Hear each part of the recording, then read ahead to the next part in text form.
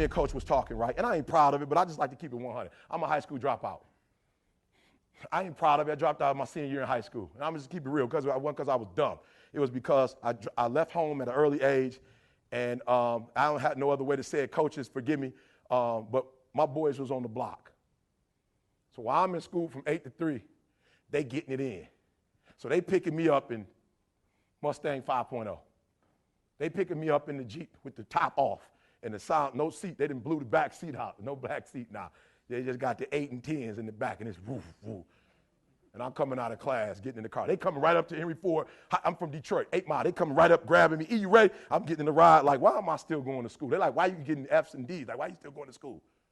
That's why I dropped out of school. But guess what? You know why it was so easy for me to drop out of school? Because my father dropped out of school.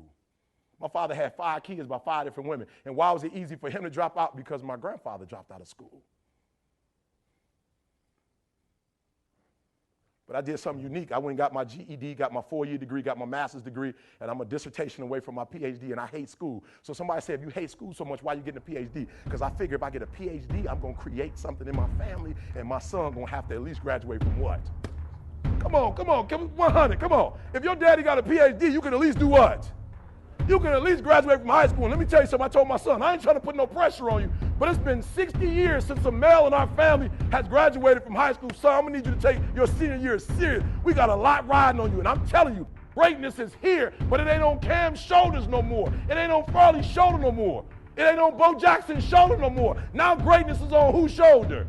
That's why I wake up every morning at 2 o'clock, 2:30, because I got my mama counting on me. I got my sister counting on me. I got my son and my daughter counting on me. I got a world that gets up every morning and watches me. I got little kids who don't believe that they can do it. When they saw me, they thought now they can do it. So I get up every morning at 2:30, 3 o'clock. Why? Because greatness is upon me. Dr. King is dead. Malcolm X is dead. I'm that new guy. I'm that new inspiration. I'm the guy you look at when your daddy ain't in your life, when your daddy in prison. I'm that guy that comes to your high school and tell you, you can make it happen. Greatness is upon you. You better act like it. Right? Durant scared me because when Durant score, he don't say nothing. He ain't getting nobody excited.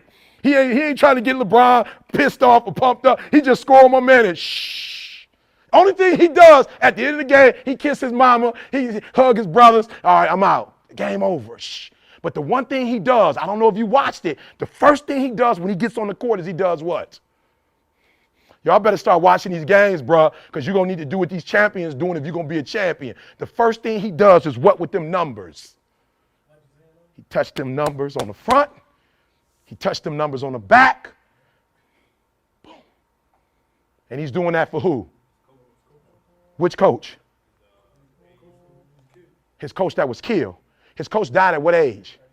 And he wears what number? He got a Y. He got a Y. He ain't just playing for no championship. He not. You got to hear what I'm telling you. If y'all going to be great on that field, you got to have a why. You got to have a reason for why you do what you do. When he comes out, he ain't tripping on LeBron. He don't care nothing about no Dwayne Wade. All he keep thinking about is, I'm going to get one for my coach. That's why he ain't all smiling, because why? He's not smiling because what he's trying to accomplish, he has not what? He ain't got it yet. He ain't geeked about winning no game. He's not geeked about beating San Antonio. He's not tripping because they up one game. That boy, you ain't going to see that boy smile until he get the championship. And when he get it, he going to hold up. The problem with some of y'all, the reason why you don't give 120% every doggone time you get on the field, because you ain't got a why for what you do.